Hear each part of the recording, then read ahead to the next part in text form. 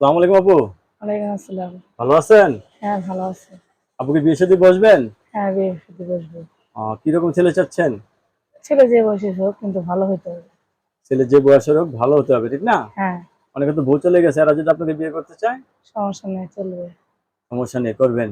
হ্যাঁ, আচ্ছা, ১.৫ বছর ধরে স্বামী ছাড়া আপনি না? হ্যাঁ, ফ্যামিলিতে কে আছে? বাবা মা ভাই বোন আছে? হ্যাঁ, বাবা-মা, ভাই-বোন আছে। বাবা মা ভাই বোন আছে। একা বাসায় থাকেন নাকি ভাড়া বাসা? না, ভাড়া বাসা এটা। ভাড়া বাসা। রাতে বাসায় আসেন কয়টায়? আসি ১০টায়। ১০টায়। রান্না হুম। বান্না করতে কত অনেক সময় লেগে যায়। হ্যাঁ, রান্না-বান্না করতে সময় লাগে না। তাহলে আপনি এখন বিয়ে বসতে চাচ্ছেন, ছেলে যে বয়সের হোক কোনো সমস্যা নেই। না, আগের সমস্যা নেই। স্বামীর সাথে কি হয়েছিল?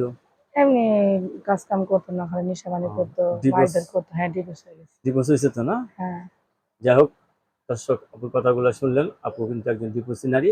তা আপু জীবনসঙ্গী চাচ্ছে, ছেলে যে বয়সের হোক আপুর তরফ থেকে কোনো ধরনের সমস্যা নেই, ঠিক না? হ্যাঁ।